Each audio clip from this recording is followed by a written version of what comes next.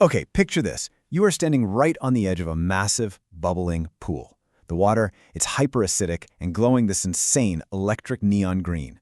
The air literally reeks of sulfur, the ground is cracking under your boots, and just a few miles away, there's a giant lake of liquid fire that has been churning and burning for over a century. Well, let's dive into it. Looking at these conditions, you'd kind of have to ask yourself, right?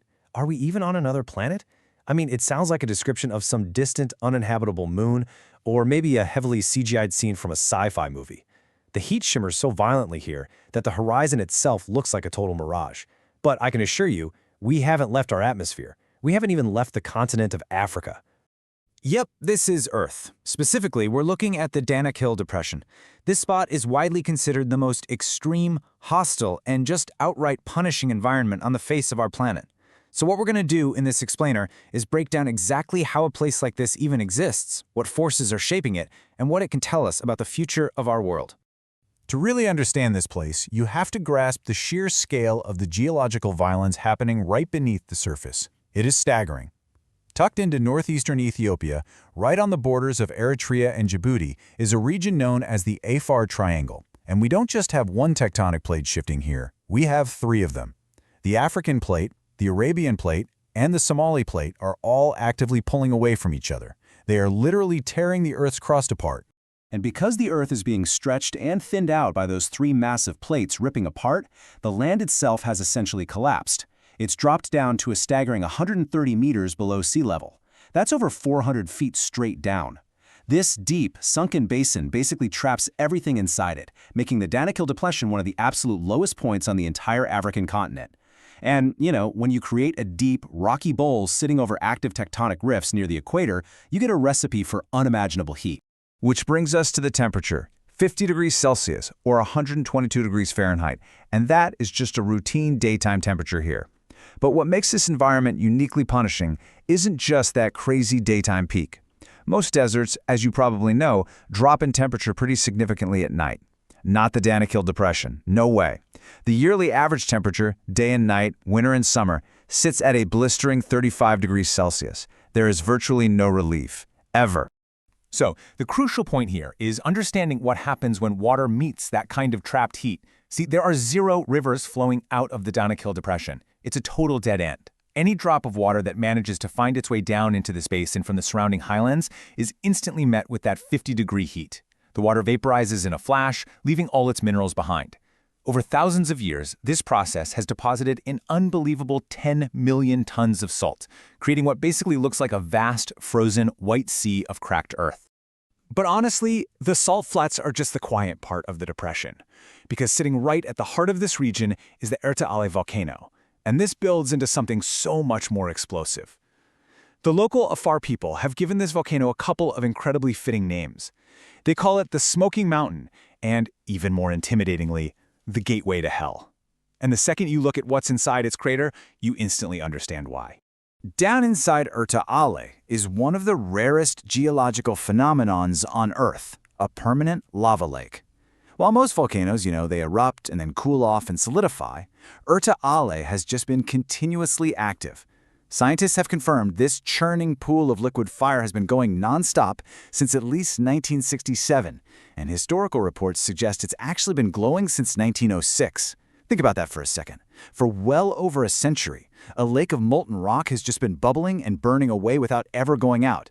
There are only a handful of these on the entire planet. Now, you don't just drive right up to the Gateway to Hell. Surviving the trek requires absolute precision. Attempting the hike during the 50-degree heat of the day is straight up a death sentence, so you have to wait for nightfall.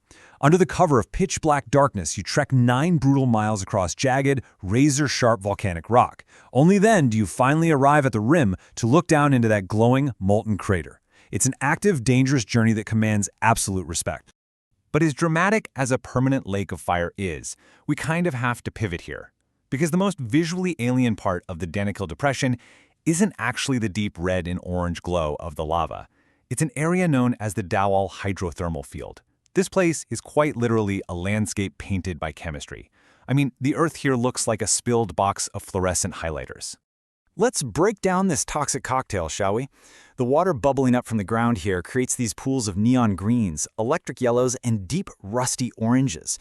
And to be clear, this isn't algae. This is raw chemistry. It's a highly toxic mix of bubbling sulfur, iron, and salt, creating springs that are some of the most hyperacidic liquids found anywhere on Earth.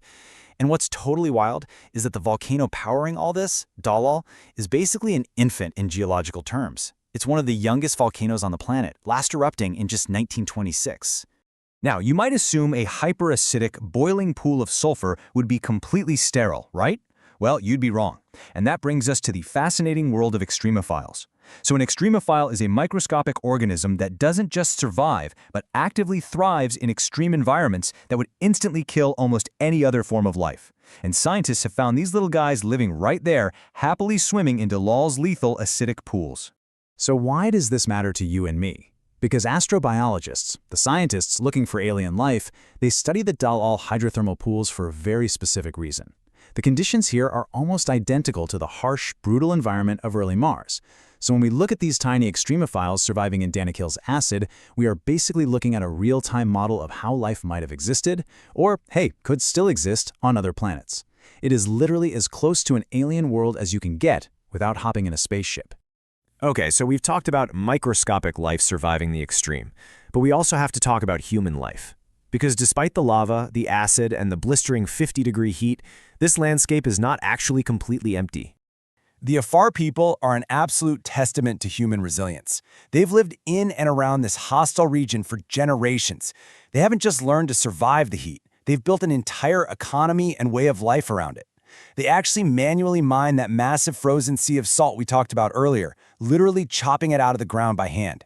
And they still transport those huge salt blocks using traditional camel caravans, trekking across the desert just as their ancestors did. It is a stunning display of human endurance and expertise in one of the world's most unforgiving places. As we near the end of our explainer, I want us to zoom all the way out for a second, because when you look at the cracking earth, the acid pools, and the volcanoes, it's really easy to feel like you're looking at a dead, apocalyptic wasteland. But the reality? It's the exact opposite. We're looking at a planet that's still being born. Remember those 3 tectonic plates from the beginning of our explainer? Yeah, they aren't stopping anytime soon. The future of Danakil is incredibly dynamic.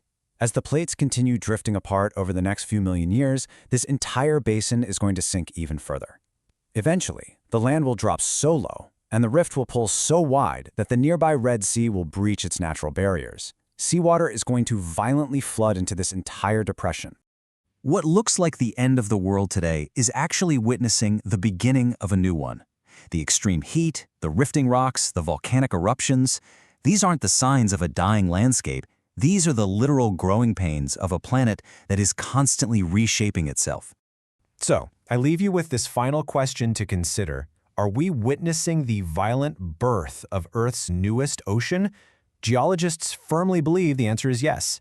Millions of years from now, the Danakil Depression won't be a desert of salt and acid at all. It'll be the floor of a brand new sea, splitting the African continent right in two. From bubbling acid pools to a lava lake that refuses to go out, this place proves that our planet still holds secrets and landscapes way stranger than fiction. I hope you enjoyed this deep dive into the extremes of our world. Keep questioning, keep learning, and as always, thank you for exploring with us.